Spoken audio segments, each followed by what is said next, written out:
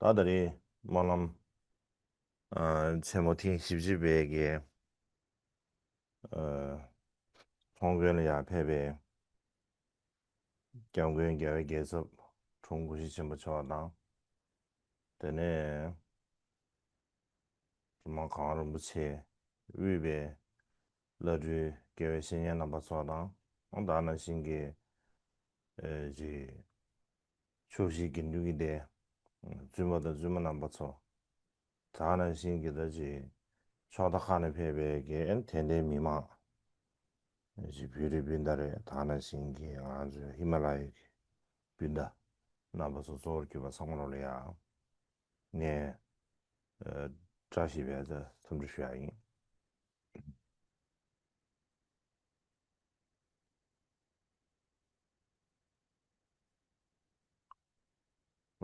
다들이야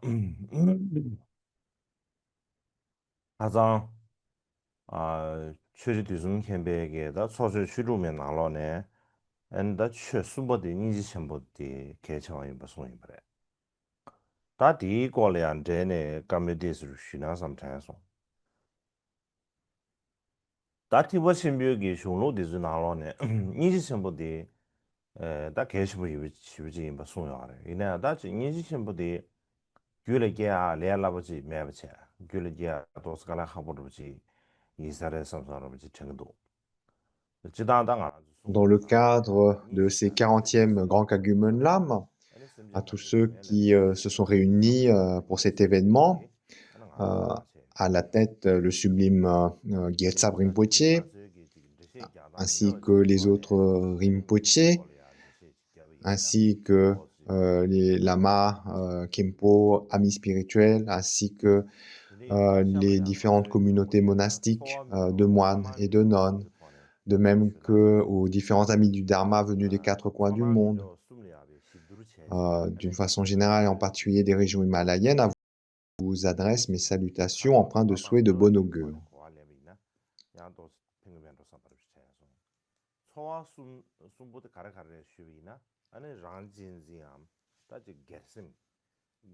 Hier, dans les enseignements de Dusum Khenpa à propos des 6 caractéristiques pour atteindre rapidement l'éveil, la troisième est la compassion. Et donc à ce sujet, je pense qu'il serait bien de développer un peu. Et ceci dit, la grande compassion, telle qu'elle est enseignée dans le grand véhicule, est difficile à développer dans notre esprit. Donc c'est pour ça que je pense qu'il est bien de développer un peu ce sujet. La plupart des gens savent que dans les écrits, la compassion est définie comme le souhait que tous les êtres sensibles soient libérés de la souffrance. Et il y a de nombreux commentaires basés sur cette définition. Cependant, aujourd'hui, je pense qu'il serait utile d'expliquer la compassion au travers d'un angle différent. Par conséquent, on va aborder 3 sentiments différents. On va les analyser, les comparer, et ainsi essayer de comprendre la compassion sous différents angles et perspectives, au travers de ces 3 sentiments. Alors, quels sont ces 3 sentiments?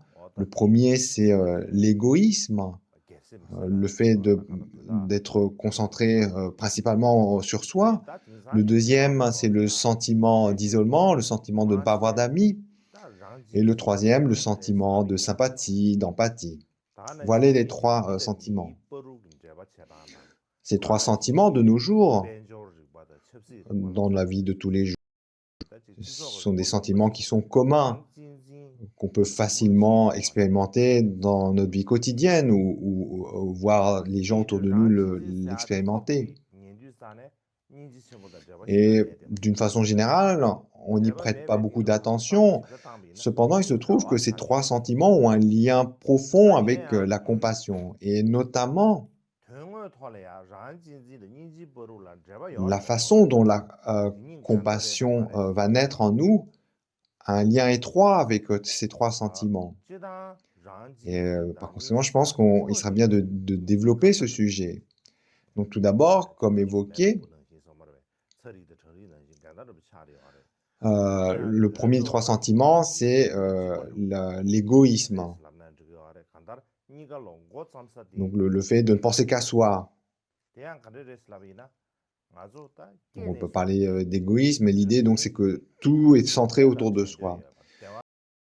De nos jours, là, dans la société actuelle, la plupart des gens est égoïste. Donc, je pense qu'on peut dire ça.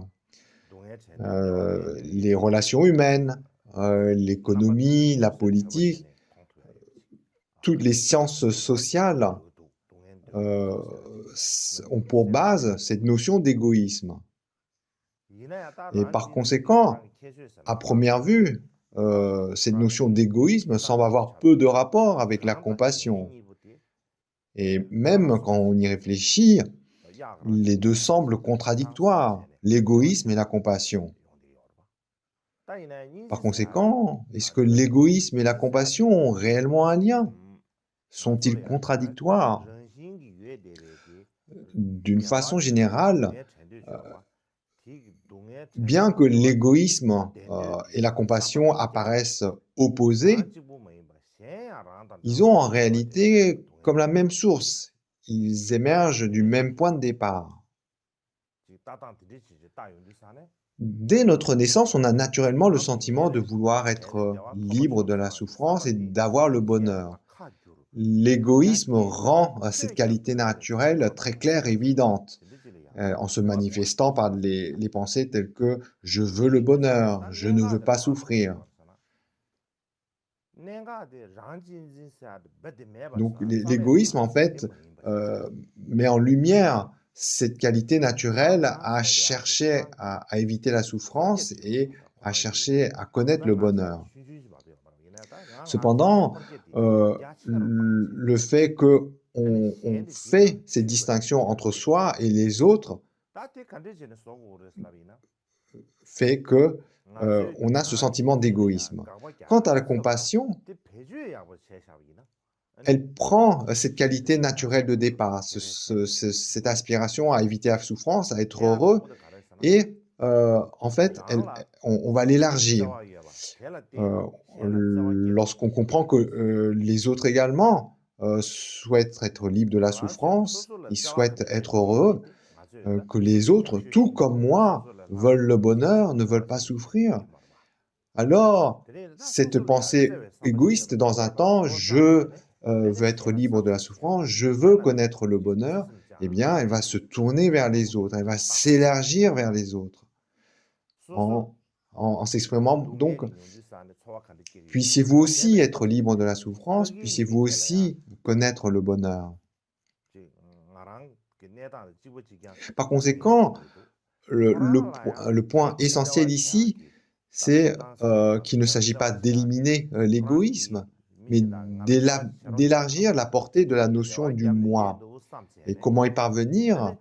Eh bien, au lieu de nier l'égoïsme, on doit être capable de bien l'utiliser. Et donc, tout d'abord, par l'égoïsme, c'est-à-dire ce sentiment de s'aimer soi-même à un tel point que tout tourne autour de soi, eh bien, par l'égoïsme, on peut développer l'amour pour les autres. En effet, on sait mieux que quiconque comment s'aimer soi-même. Et à partir donc de ce sentiment d'amour propre, eh bien, on va l'utiliser pour faire preuve d'empathie vers les autres. Lorsque on tourne le regard vers les autres, cette personne là-bas, elle souffre aussi comme moi. Cette personne aussi, elle a espoir que les autres l'aiment, etc. Donc, dans cette perspective-là, elle est semblable à moi. Et en pensant à ça, en pensant de cette façon, l'amour pour soi-même qu'il y a dans l'égoïsme peut devenir un pont vers l'empathie au regard des autres. Donc ça, c'est un des points importants. Un autre point important, c'est que au travers un égoïsme qui est éclairé, donc lorsqu'on parle d'égoïsme éclairé, c'est le fait de constater que l'égoïsme à l'état brut, qui est uniquement borné à tourner autour de soi, nuit aux autres, donc qui a pour caractéristique de nuire aux autres et de profiter à soi-même, finit par créer un sentiment d'isolement, de solitude et des obstacles pour soi-même. À l'inverse, si on aide sincèrement les autres, non seulement cela nous procure un bonheur, une chaleur au niveau du cœur qui est réel, mais également il y a un sentiment de quiétude qui vient dans notre esprit, un sentiment de satisfaction, de bien-être. Et par conséquent, accomplir véritablement son propre bien dans une perspective éclairée, eh bien, consiste précisément à aider les autres. Parce que, à long terme, en aidant les autres, c'est son propre bien qu'on accomplit. Et là, en fait, lorsqu'on parle d'égoïsme éclairé, en d'autres termes, on peut parler ici d'une sagesse qui est dotée de moyens habiles. Il ne s'agit pas de rejeter soi-même. On parle d'accomplir le bien des autres sans avoir à se rejeter soi-même. Ensuite, troisième caractéristique, la compassion à de nombreux niveaux qui est bien supérieur à cela. Et en entraînant notre esprit, par exemple, au travers des pratiques de l'entraînement de l'esprit, comme la pratique de Tonglen où on visualise qu'on prend la souffrance des autres et qu'on donne son propre bonheur, en s'entraînant ici progressivement, le mur solide qui sépare moi et les autres, eh bien, on le démolit progressivement et on finit par développer un amour bienveillant, une compassion, d'une façon aussi facile que le simple fait de respirer. Et faire le bien des autres n'est pas une question de faire une bonne action, mais simplement de faire ce qui doit être fait. C'est quelque chose qui paraît naturel. Et avec cette attitude, eh bien, donc ça paraît naturel d'accomplir le bien des autres. C'est quelque chose qui est spontané, qui est sincère. Et à ce moment-là, ce nœud serré qu'on connaît de l'attachement égocentrique se défait et on a l'expérience d'une paix immense, d'une harmonie profonde qu'on n'avait pas connue avant, lorsque tout était centré autour de nous. En bref, l'égoïsme et la compassion ne sont pas ennemis. L'égoïsme, c'est un peu comme l'argile, la matière première qui permet de faire un vase. Et la compassion, c'est comme ce magnifique vase qui a été façonné par les moyens habiles de la sagesse à partir de cette argile qu'est l'égoïsme.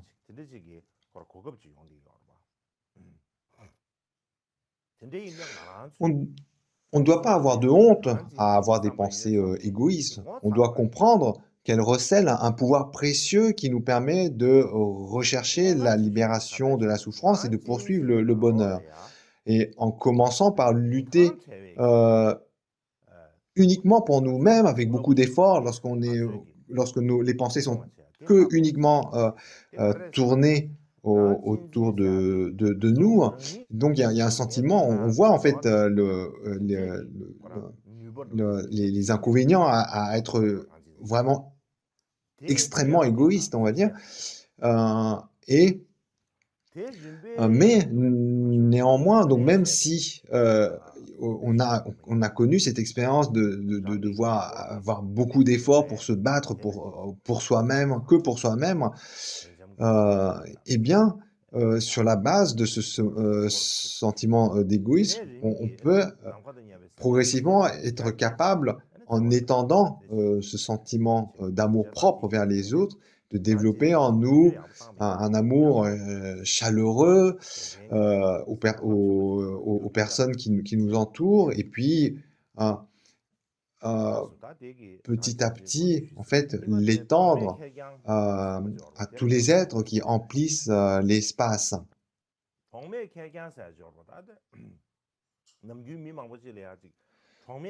Dans l'égoïsme, il y a en fait ce pouvoir, comme on l'a évoqué, de chercher à éviter la souffrance et à rechercher le bonheur. Donc il y a une énergie, une aspiration à éviter la souffrance, à abandonner la souffrance et à rechercher le bonheur. Et donc cette énergie, donc si on sait la transformer, eh bien, petit à petit, donc le sentiment égoïste qui au départ en fait nous rendait misérables, nous faisait faire beaucoup d'efforts, eh bien petit à petit en fait fait naître en nous un amour sincère, bienveillant, tourné vers les autres jusqu'à l'infinité des êtres qui emplissent l'espace. Voilà pour donc, le premier sentiment, l'égoïsme. Le deuxième, c'est le sentiment d'isolement, le sentiment de ne pas avoir d'amis. On pense souvent que ce genre de sentiment, donc souvent ce sentiment-là, lorsqu'on se dit « personne ne se soucie de moi » ou « personne n'est gentil avec moi ». Donc souvent, lorsqu'on a ce genre de pensée, il y a un sentiment de solitude, un sentiment d'être abandonné, de ne pas avoir d'amis. Mais en réalité, notre sentiment d'isolement, notre sentiment de solitude ne provient pas du fait que nous sommes seuls, mais du fait que nous nous sommes enfermés dans notre façon de penser. Pour prendre un exemple, une image, c'est en fait, c'est l'habitude d'être toujours auto-centré qu'on a ce sentiment de solitude, d'absence d'amis. Par exemple, pour prendre une image, imaginons quelqu'un qui construit un mur autour de lui, un mur haut. Et la raison pour laquelle il a construit ce mur, c'est qu'il ne prête attention qu'à son propre état émotionnel. Il rumine sans cesse sa propre souffrance et il s'attache fortement à l'idée qu'il est spécial. Donc cette personne, elle s'enferme ainsi à l'intérieur de ce mur. Elle s'emmure jour et nuit. Et elle s'enferme dans ce mur qu'elle a façonné autour d'elle. Et puis cette personne, jour et nuit, examine chaque fissure et chaque recoin du mur dans lequel elle s'est enfermée. Et plus cette personne regarde ce mur, et plus elle a l'impression d'être seule au monde. Les sons provenant de l'extérieur ne peuvent pas traverser le mur, la personne ne les entend pas. La lumière qui vient de l'extérieur du mur également ne traverse pas le mur, la personne ne les voit pas à ce stade. Donc cette personne qui s'est enfermée, qui s'est emmurée, se sent naturellement seule, sans amis. C'est un mur d'isolement et de solitude que cette personne a construit de ses propres mains. Et c'est un mur qui est difficile à démolir.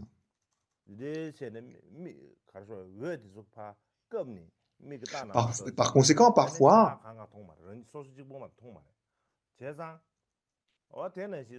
on se pose des questions comme quel est le sens de ma vie? Pourquoi je dois endurer de telles souffrances? En fait, lorsqu'on a ce sentiment de solitude et d'isolement, c'est comme, pour prendre un autre exemple, le fait d'être sur scène. Donc on est sur scène, il y a plein de monde dans le public, mais on est sur scène sous les projecteurs. Donc je ne sais pas si cette image vous parle, mais moi, par exemple, ça m'est arrivé à l'étranger de devoir enseigner devant un public sur scène. Et à ce moment-là, en fait, tous les projecteurs sont braqués sur moi, et du fait, en dehors de mettre ma main au-dessus des yeux pour bloquer la lumière des projecteurs, je ne vois pas les gens qui sont dans le public. C'est comme si je suis tout seul. Donc c'est un peu dans cette image, une personne qui est sur scène, où tous les projecteurs sont braqués sur elle, cette personne ne voit pas le public qui est autour d'elle. Et à ce moment-là, donc lorsqu'on a ce sentiment de solitude, cette impression de ne pas avoir d'amis, le plus utile est de tourner son esprit vers l'extérieur, de démolir le mur dans lequel on s'est emmuré. Donc au lieu de se focaliser sur ces petits problèmes, sur ces misères, et se décourager, se déprimer. Donc il est bénéfique d'élargir ses perspectives, de regarder vers l'extérieur, voir la vie réelle et ce qu'on peut faire dans cette vie réelle. Ce que on peut faire pour les gens qui nous entourent. Ne pas simplement se renfermer sur ses problèmes, ses misères et se lamenter ainsi.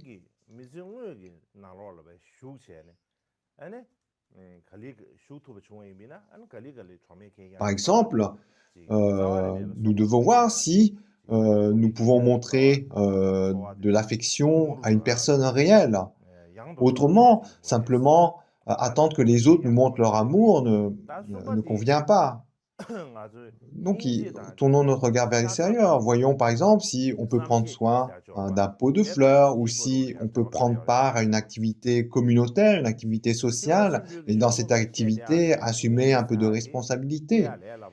Ainsi, plutôt que de penser que l'on est au centre du monde entier, si l'on entre dans le grand fleuve de la vie réelle, même si nous ne pouvons pas complètement éliminer le sentiment de solitude, le sentiment d'isolement, eh bien ce sentiment, petit à petit, deviendra plus léger, plus facile à vivre. Donc, voilà, dans la vie, donc voilà pour ce deuxième sentiment. Troisième sentiment, c'est donc comme évoqué, le sentiment d'empathie, de sympathie. Donc on va voir comment cela se lie avec la compassion. Alors, générer la compassion telle qu'elle est expliquée dans les Écritures du Grand Véhicule n'est pas facile, comme on l'a évoqué. Et pour l'expliquer de manière moderne, la compassion n'est pas seulement un sentiment d'attention envers les autres. C'est un souhait profond guidé par la sagesse et une action volontaire. C'est un mouvement qui vient de soi, non pas imposé par une pression extérieure. Et parfois, il y a le risque de confondre la compassion expliquée dans le Grand Véhicule avec certains sentiments ou actions couramment discutés dans la société actuelle. Par exemple, il y a le risque de confondre le fait de se soucier des autres avec la compassion décrite dans les enseignements du Grand Véhicule. L'empathie est un sentiment de résonance qui peut surgir en réponse à la souffrance d'autrui, qui peut s'accompagner de sympathie, d'inquiétude ou du souhait d'aider. Ce sentiment s'apparente à l'idée « Oh, je peux ressentir ta souffrance ». Cependant,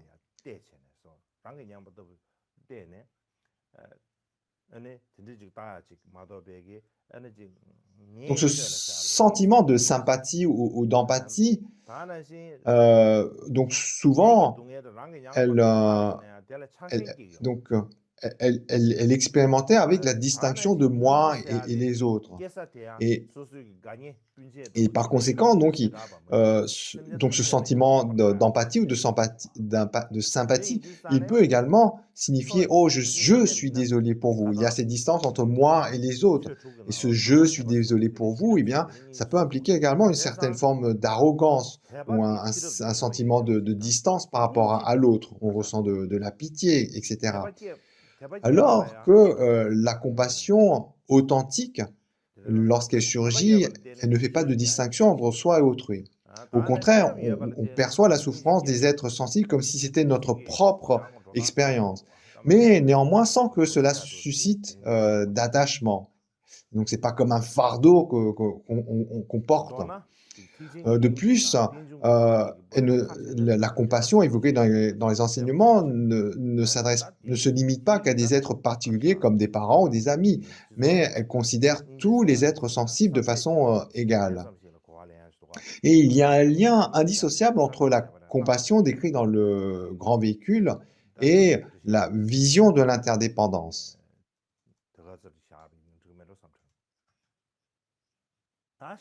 Comme évoqué, on évoquait hier, de la foi dans les enseignements vient la sagesse qui va être capable de réaliser le non-soi. Et c'est avec cette sagesse que on va pouvoir développer la compassion authentique.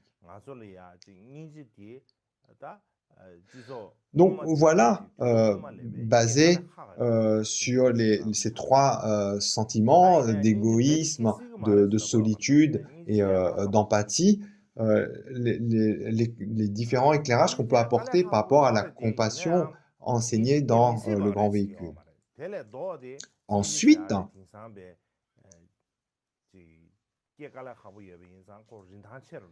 le fait que la compassion décrite dans les enseignements soit difficile à être générée, de nos jours, elle est encore plus particulièrement difficile. Et notamment, on va décrire 4 obstacles liés à la vie moderne qui fait que la compassion décrite dans les enseignements est plus difficile à générer qu'avant. Ceci dit, on ne dit pas que c'est impossible, mais c'est plus difficile qu'avant. Donc c'est plus difficile qu'avant, mais on ne dit pas que ce n'est pas impossible.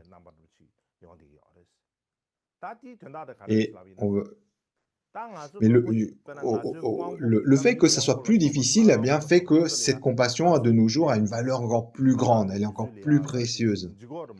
Et donc, tout d'abord, évoquons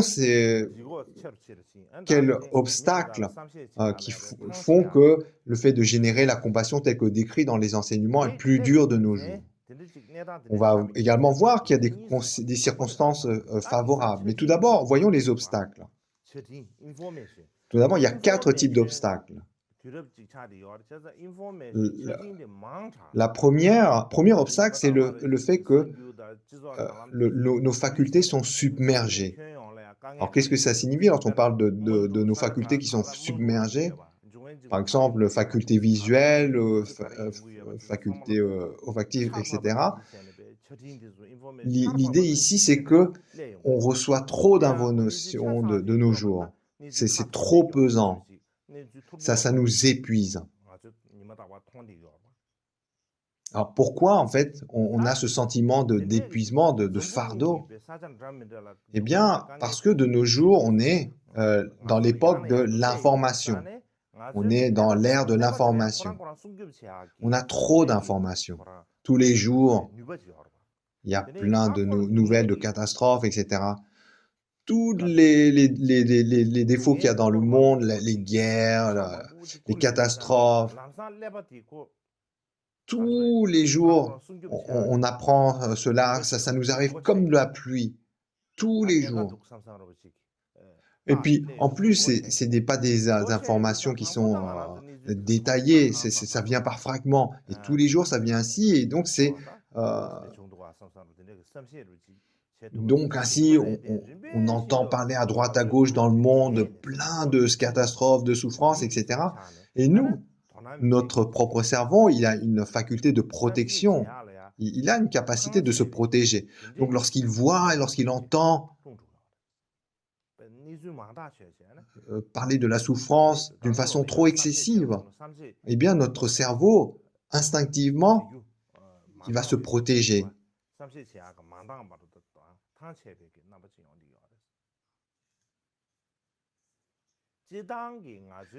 Nous, en fait, lorsqu'on voit quelque chose, par exemple, quelque chose qui est un peu dangereux ou mais une première fois, l'esprit, en fait, il va être très attentif à cela. Mais petit à petit, lorsque ce genre d'informations nous submerge, eh bien, notre cerveau se protège et ça crée en fait comme un sentiment d'indifférence, d'épuisement. Il y a trop de ce genre de nouvelles.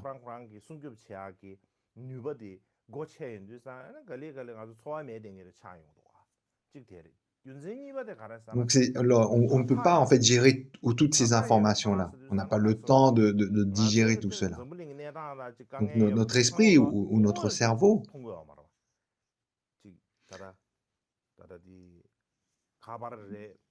il a en fait une certaine limite à gérer les difficultés de la vie, les souffrances, etc.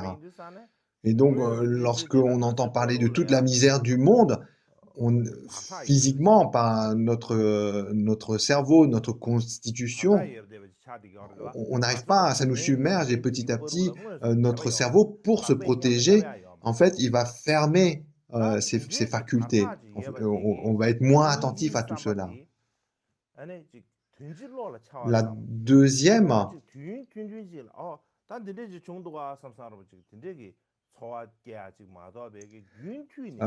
oui, l'autre chose aussi, c'est la distance. Donc toutes ces souffrances dont on entend, on voit, la plupart du temps, c'est au travers d'un écran, n'est-ce pas? Donc c'est tout ça, il y a de la distance. Ce n'est pas des choses qu'on voit véritablement devant nous de façon, on va dire, réelle. Il y a un écran au travers de cela. Et le fait que l'on voit ça au travers d'un écran, eh bien, ça crée une distance. On ne peut pas toucher ces choses que l'on voit. Ce n'est pas concret. Donc, on regarde dans l'écran, on dit, oh, ceci, c'est produit. Donc, en dehors de se dire, oh, c'est ces produits, cela, ou telle chose se sont produits, le fait ensuite d'avoir un sentiment de s'impliquer ou de gérer cette situation, elle est difficile parce qu'il y a cette distance. Et en particulier, de nos jours, avec le doigt, on peut facilement passer d'une information à une autre. Oh, il y a une nouvelle qui est pas bonne, hop, je passe à autre chose. Oh, encore une autre information, hop, hop. Et donc, dans cette situation-là, cette distance, euh, on regarde les nouvelles et puis on glisse le doigt sur l'écran et ça crée un sentiment d'indifférence, de distance. Et ça, donc ça c'est le premier cause d'obstacle à générer la compassion. Le fait qu'il y a trop d'informations et qu'il y a de la distance, que ces informations ont une distance par rapport à nous. Le deuxième obstacle, c'est on va dire la culture de la compétition. La société, en fait, elle favorise la compétition. On retrouve ça partout. Lorsque quelqu'un fait quelque chose de mieux que quelqu'un d'autre, eh bien, ça va être récompensé. Donc, il y a cette culture de la compétition. C'est une culture d'être meilleur. Et par conséquent, dans tout ce que l'on fait, il y a le souci d'obtenir la victoire, d'obtenir le gain aux dépens des autres. Et en fait, ça vient simplement de la société. La société, elle est faite comme ça. Elle favorise la compétition, elle favorise celui qui fait mieux. Par exemple, deux personnes font le même travail, une fait un peu mieux ou un peu plus vite que l'autre, eh bien, elle va être récompensée. Et l'autre, eh bien, c'est pas qu'elle travaille moins bien, mais comme qu'elle travaille pas bien, mais comme elle sait moins bien que l'autre, on va la blâmer, etc. Et par conséquent, tout le monde dans cette société de compétition, on fait attention en fait, notre regard est tourné vers soi. Il n'y a, ça, en fait, ça coupe le sentiment de chercher un but commun, d'être dans une équipe ou d'être d'un sentiment d'œuvrer pour une collectivité. De pire encore, dans cette culture de la compétition, le fait d'éprouver de la compassion ou d'exprimer de la compassion, eh bien, est perçu comme étant un signe de faiblesse. Et puis aussi, de nos jours,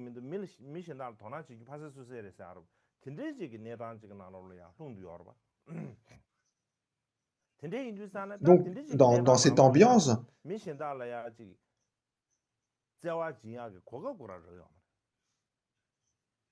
donc il y a beaucoup, ça demande beaucoup d'efforts d'être le meilleur, d'être compétitif, donc de toujours courir pour faire mieux. Eh bien, naturellement, on a tellement de problèmes pour pouvoir être compétitif. Comment penser aux autres? En fait, ça nous bouffe notre temps, ça mange l'opportunité qu'on peut y avoir de développer de la compassion, d'être attentif aux autres. Bon, j'ai tellement de problèmes, comment je peux m'occuper des autres? Donc, c'est c'est comme si, oh, vous parlez de la compassion, mais ça, c'est pour des gens qui ont du temps, c'est pour des gens qui sont riches, mais nous, on est le peuple, c'est pas pour nous, on n'a pas les moyens de cultiver la compassion. Autrefois, dans nos sociétés, on avait du temps pour regarder autour de nous, s'occuper des autres. Mais de nos jours, par la façon dont la société court, en fait, ça coupe toutes ces opportunités qu'on avait avant. Donc, ce qui fait que c'est de nos jours, dans cette ambiance de compétition, c'est comme si on n'a pas l'opportunité de générer la compassion. On a beaucoup moins d'opportunités de générer la compassion qu'auparavant. Troisième obstacle, c'est donc donc la façon dont on vend les choses. En fait, par exemple, au travers de la publicité, etc. En fait, la société, au travers de sa communication, sa publicité, elle attise l'attachement. Par exemple, dans son portable, il y a plein de publicités.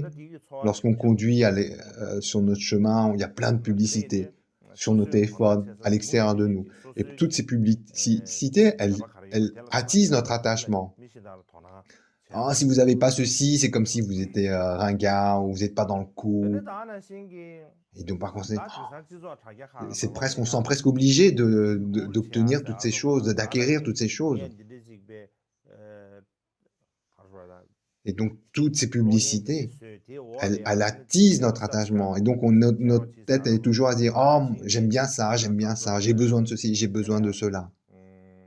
Et dans ce contexte, eh bien, ça réduit l'opportunité d'avoir un esprit tourné vers les autres, de développer la compassion.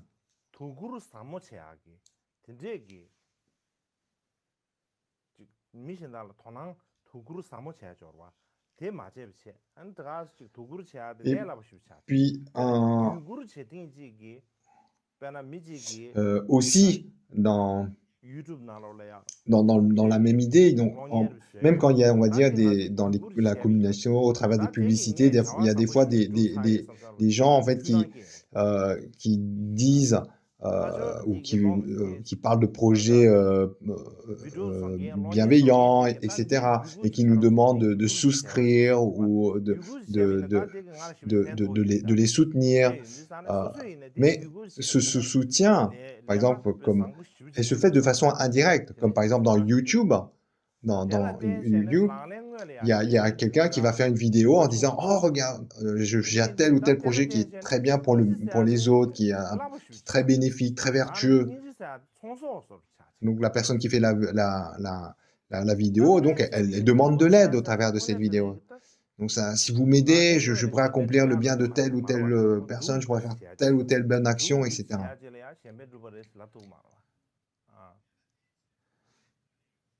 Et donc, ce soutien, ça peut être le fait de souscrire ou de s'abonner, etc. Donc, pour le soutenir à travers de l'audience. Et nous, le faire, même si on va soutenir cette personne, on le fait en appuyant sur un bouton. Donc, il n'y a pas un sentiment d'accomplir quelque chose qui est bénéfique, de véritablement, concrètement aider, de faire quelque chose qui le sentiment de compassion, en fait, il est moins fort parce qu'on n'a pas l'impression d'agir concrètement pour le bien des autres. C'est toujours une façon de, on va dire, indirecte. Et le fait d'appuyer sur un bouton, ça ne donne pas l'impression qu'on a accompli le bien des autres, qu'on a développé la compassion.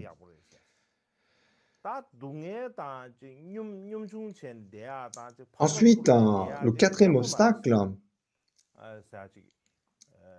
un- donc dans la société, on parle d'attitude positive, n'est-ce pas? Attitude positive. De la même façon, donc c'est on en parle beaucoup dans les sociétés de nos jours. Donc lorsqu'on a, on a de la souffrance, des difficultés, et qu'on souhaite l'exprimer, donc il y a une autre personne qui va dire, oh, ce que tu dis, c'est négatif, c'est pas constructif, c'est négatif. Oh, c'est une personne qui a une attitude négative. Et en fait, on va bloquer cette personne ainsi. Et en fait, dans cette situation, donc, l'opportunité de pouvoir exprimer ces difficultés et donc pour que d'autres personnes puissent éprouver de la compassion, ces opportunités sont moindres. Il faut toujours, tout est positif, tout est bien, etc. Et non, en fait, cette ambiance crée on va plus oser développer de la compassion. On ne va plus oser exprimer ce qui va développer la compassion. Et donc ainsi, au travers de ces 4 types d'obstacles, on voit à quel point de nos jours, par la société moderne, il est plus difficile de développer la compassion. Mais à l'opposé, même dans la société moderne, il y a aussi plus d'opportunités euh, de développer la compassion.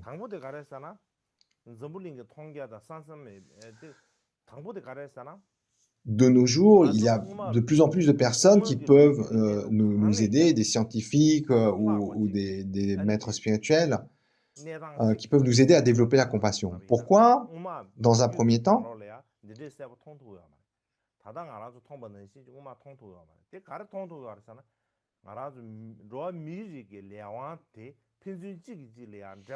si on se réfère par rapport à la société avant, il y a beaucoup de choses qu'on peut voir plus clairement qu'avant.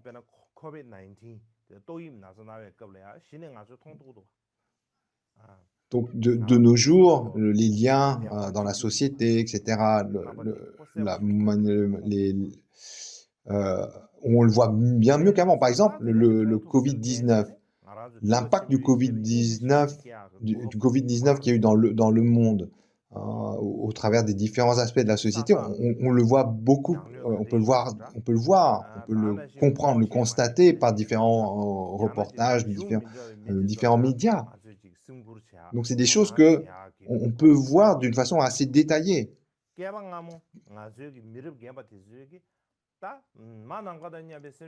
Donc, même lorsque ça porte sur des sociétés, des endroits qui sont loin de nous, on peut avoir des informations très précises sur l'impact des choses.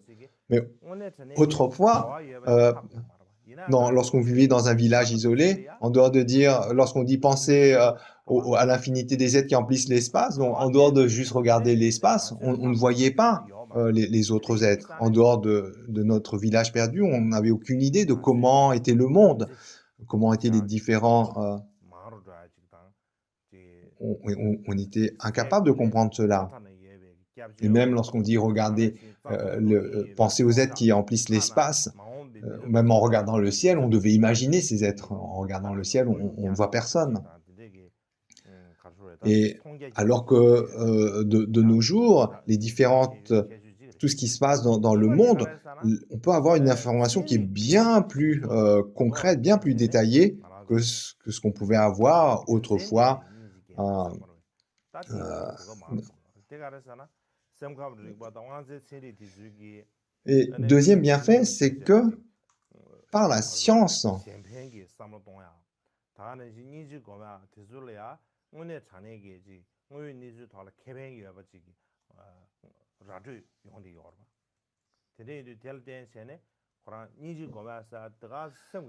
Par exemple, avec la recherche scientifique, on est capable de voir les bienfaits de la compassion, les bienfaits de euh, penser aux autres.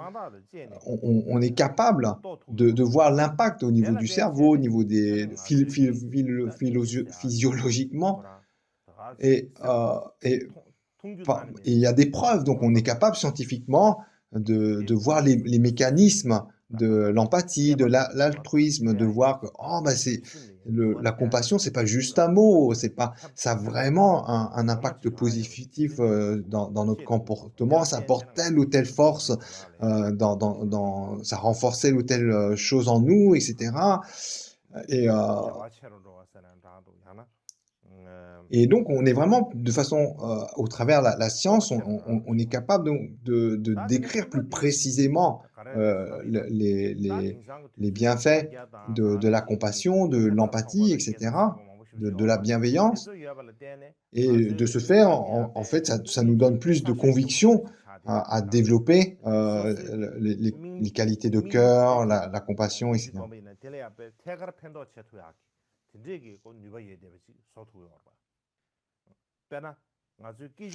Ensuite,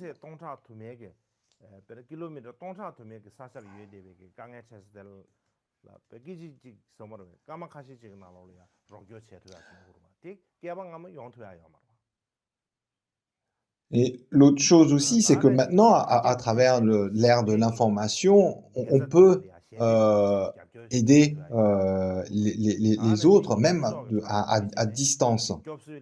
Donc, c'est des choses qu'on n'avait pas à l'époque. Maintenant, au travers des associations, de différents, de fondations, etc., on peut véritablement, donc, on a plus d'opportunités de développer notre compassion, d'aider les autres. On peut, même dans notre endroit isolé, aider des gens qui sont en difficulté dans des régions de guerre qui sont très éloignées de nous. L'autre opportunité, c'est que de nos jours, dans la société moderne, il y a de plus en plus de personnes qui ont des problèmes, des difficultés mentales au niveau de l'esprit, comme l'anxiété, la dépression, etc. Et par conséquent, il y a donc le souci au niveau de la société de soigner cela, de faire des recherches concernant la méditation. De nos jours, il y a beaucoup de scientifiques, de gens qui s'intéressent à la méditation, aux bienfaits de la méditation, etc. Et donc, des gens qui s'intéressent par ce biais aux pratiques bouddhistes, etc. Et de nos jours, du fait qu'il y a de plus en plus de gens qui ont des difficultés, mais au niveau mental, au niveau de l'esprit, eh bien, pour remédier à ces difficultés, eh bien, on se tourne de plus en plus vers les enseignements spirituels et ça nous donne donc plus d'opportunités de cultiver la compassion. Aussi,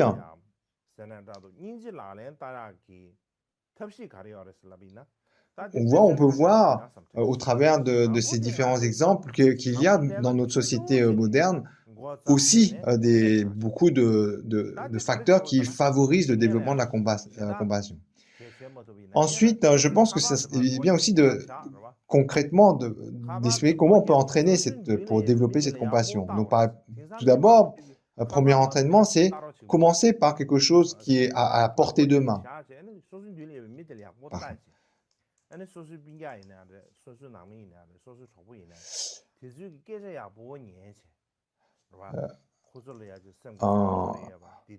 Donc, commencer par quelque chose qui est concret pour nous.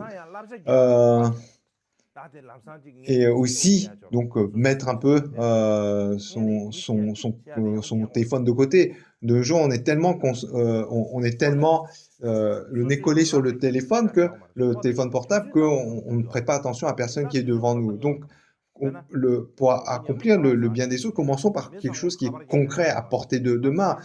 Posons notre portable de côté et prêtons attention à la personne qui est devant nous. Donc, un membre de la famille ou un ami.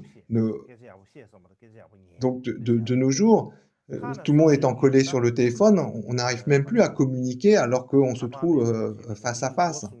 Et donc, sans communiquer, donc il y a pas ce souci de savoir comment va cette personne, le souci de comment aider cette personne si elle est en difficulté. Donc, première chose, c'est commencer par donc vraiment ce qui est à portée de main. Donc, voilà, juste la personne qui est devant nous, s'intéresser à elle, comment elle se sent, est-ce qu'on peut faire quelque chose pour elle. De la même façon, lorsqu'on parle d'environnement, donc qu'est-ce qu'on peut faire qui est à portée de notre main? Donc, par exemple, on peut commencer par s'occuper d'une petite plante, ou alors d'un animal de compagnie. Donc, parfois, en fait, il y a plus de pouvoir pour générer la compassion en s'occupant soit d'une plante ou d'un animal, plutôt que d'un être humain. Deuxième pratique,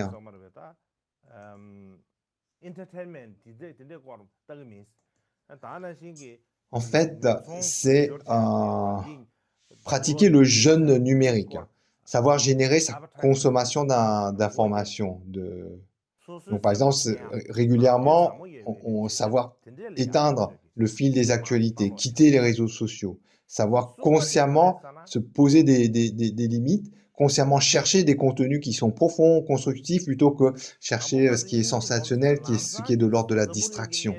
En fait, c'est protéger notre attention. Le jeûne numérique, c'est apprendre à protéger son attention, protéger l'étincelle de notre compassion. La pratique suivante consiste à transformer ce qui est abstrait en action concrète. Si on commence d'entrée de jeu à penser à toute la misère qu'il y a dans le monde, c'est comme impossible. Comment penser à toute la souffrance du monde d'un coup?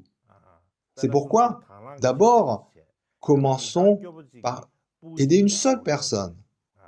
Pas se dire il faut aider une centaine, un millier de personnes, etc. Commençons par une seule personne. Par exemple, au travers d'actes bénéfiques dans sa communauté, ou alors le fait d'aider un enfant pauvre, ou alors simplement donner des indications à un inconnu, à une personne qui s'est perdue. Commençons par des petites actions concrètes à portée de main. Et ça, ainsi, progressivement, ça va apporter une satisfaction, un lien authentique qui brise le cycle du sentiment d'impuissance. Ensuite, l'entraînement suivant, je souffre, les autres souffrent. Le fait d'avoir de la souffrance, il faut l'accepter, accepter notre vulnérabilité commune. Il faut accepter, ce n'est pas quelque chose dont on doit avoir honte. Ce n'est pas un problème, ce n'est pas honteux d'avoir des problèmes, des difficultés, de la souffrance. Il n'y a rien d'extraordinaire à cela. Tous avons de la souffrance. Tous avons des défauts. Les défauts, ça n'a rien d'extraordinaire. C'est pourquoi on dit, dans le monde, il n'y a pas un seul être qui ne connaît pas la souffrance. Donc c'est vraiment notre vulnérabilité commune. Les autres ont de la souffrance, moi également j'ai de la souffrance. Et donc accepter, reconnaître cette vulnérabilité commune, c'est le point de départ pour établir une connexion profonde. En résumé, la vie moderne, elle est comme un sol gelé et dur qui rend difficile la germination naturelle de la tendre graine de la compassion. Donc la vie moderne est comme ça, c'est comme un sol gelé très dur qui fait obstacle à la germination de cette graine de la compassion. Mais c'est cette difficulté qui rend cette compassion de nos jours si précieuse, qui a une valeur particulière. Une fleur qui pousse dans une serre, donc dans toutes les conditions favorables, ça n'a rien d'extraordinaire. Ce n'est pas aussi inestimable qu'une fleur qui va traverser la roche, qui va mettre beaucoup d'efforts pour pouvoir germer. Donc lorsqu'elle germe, en fait, elle a vraiment une valeur particulière. Et bien de nos jours, c'est générer la compassion dans la société moderne, c'est plus dur qu'avant. Certes, c'est plus dur, mais sa valeur, elle est encore plus élevée. Si on arrive à générer de la compassion dans cette vie moderne, Et vraiment, il y a un pouvoir plus fort, des bienfaits plus profonds, c'est plus extraordinaire. Ensuite, revenons au texte du Sum Kempa sur les 6 caractéristiques. C'est pourquoi nous avons besoin d'une grande compassion et d'une grande sagesse qui soient liées l'une à l'autre. Le véhicule des transcendances explique que nous avons besoin de moyens et de sagesse qui soient liés l'un à l'autre. Le sutra du mont Gayashirsha dit les moyens sans sagesse sont enchaînement, la sagesse sans moyens également enchaînement. Ceci souligne l'importance de combiner les moyens et la sagesse, la signification des explications dans le mantra secret selon lesquels la création et l'achèvement ne doivent jamais être séparés et que si l'un des deux n'est pas présent, vous n'atteindrez pas l'éveil insurpassable. C'est comme un oiseau avec une aile coupée. De manière générale, dans les sutras du grand véhicule, on enseigne que les moyens et la sagesse sont tous deux importants pour atteindre l'état de Bouddha. Les moyens correspondent à l'accumulation de mérite et la sagesse à l'accumulation de sagesse. Sans moyens tels que la grande compassion, on tombe dans la quiétude extrême qui devient un obstacle à l'accomplissement du bien des êtres sensibles. Et sans la sagesse, il est dit qu'on ne réalise pas la nature des choses et on ne peut pas se libérer du samsara. Par conséquent, les deux sont tout aussi important, comme cela est enseigné dans l'ornement de la réalisation manifeste et auto-traité sur la Prajnaparamita. Et Atisha l'a également enseigné avec habileté dans la lampe sur le chemin vers l'éveil, ainsi que Gampopa au travers du précieux ornement de la libération. En bref, ce que dit du Sum Kempa, c'est que tout comme un oiseau qui a besoin de ses deux ailes pour voler dans le ciel, eh bien pour atteindre l'éveil, il faut à la fois les moyens et la sagesse. L'un sans l'autre n'est pas suffisant.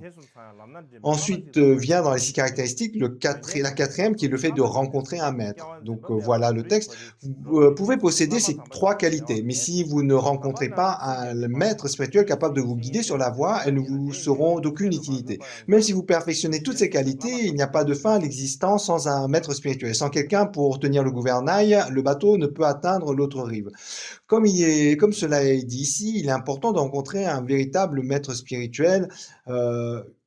Personne ne devrait rejeter les grands, servez votre ami spirituel avec humilité, etc.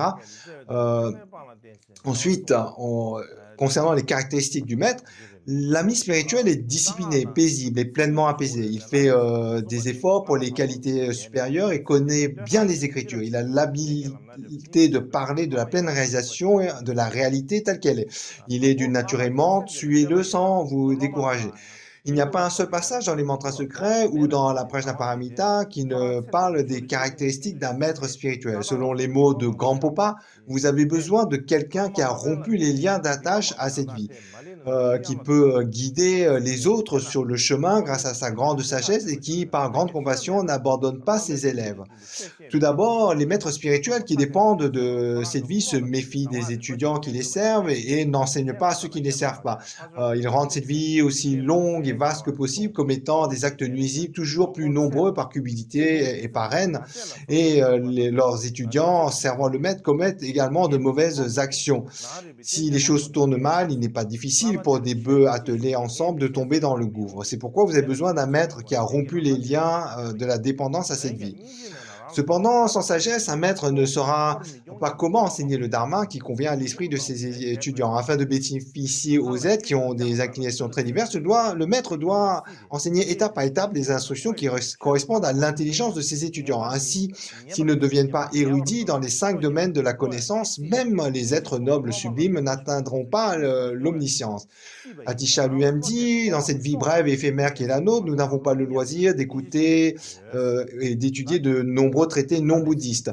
Nous n'en avons pas il est important donc d'étudier les enseignements bouddhistes, etc. Donc, sur ce long passage, en fait, sont données les caractéristiques du maître spirituel par Gampopa, en fait, dans l'œuvre des discours sur le Dharma intitulée Tsukchu Chenmo.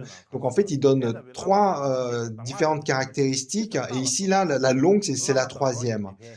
Alors, la 5e caractéristique, c'est le fait de recevoir les enseignements par rapport à ce maître. Cependant, même si vous suivez un tel maître authentique, ça ne sert à rien si vous ne demandez pas les précieuses instructions. Les chiens, les chevaux et d'autres animaux côtoient le maître, mais cela ne leur n'est d'aucune aide. Servir le maître pendant 1 million d'années ne suffira pas. Vous devez demander les précieuses instructions qui n'ont pas été dénaturées. Elles doivent pas être comme du lait dilué pour être vendues au marché. Elles ne doivent pas être mélangées à trop de mots et d'expressions. Vous avez besoin des mots accompagnés de bénédictions qui ont été transmises d'une oreille à l'autre. Ensuite, la sixième caractéristique. Cependant, si vous ne pratiquez pas correctement, c'est comme si ces instructions étaient confinées dans un cahier. Elles ne vous aideront pas. Le simple fait de lire des livres médicaux apporte-t-il des bienfaits aux patients? Lire des ouvrages sur les traités médicaux n'aide pas. Vous devez préparer euh, vous devez préparer et prendre les médicaments, etc. Donc ce sixième point, dernier point, ça évoque le fait de l'importance de mettre en œuvre les instructions, de pratiquer.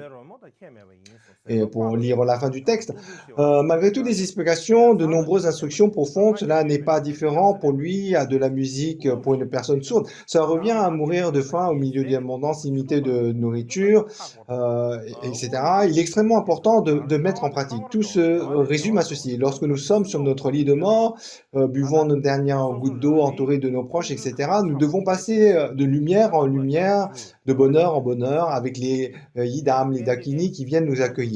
À partir de maintenant, nous devons chacun balayer les flocons de neige qui tombent sur notre pauvre toit. C'est important, veuillez garder cela en tête, que le courant de nectar constitué des excellentes paroles des Sugata dissipe les tourments des afflictions, etc. Donc, c'est les souhaits de bon augure qui concluent le texte.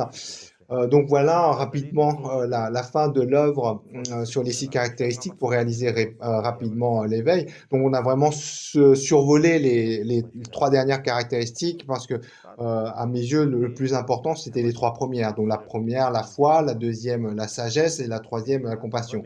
Sans foi on ne peut pas développer la sagesse. Euh, Sans sagesse, on ne peut pas se libérer du samsara, de l'existence ordinaire, de la souffrance, et sans la compassion, on ne peut pas réaliser l'éveil parfait et insurpassable. Ces 3 premières caractéristiques étant particulièrement importantes, j'ai pris le temps de les développer. Voilà, ça sera tout pour aujourd'hui.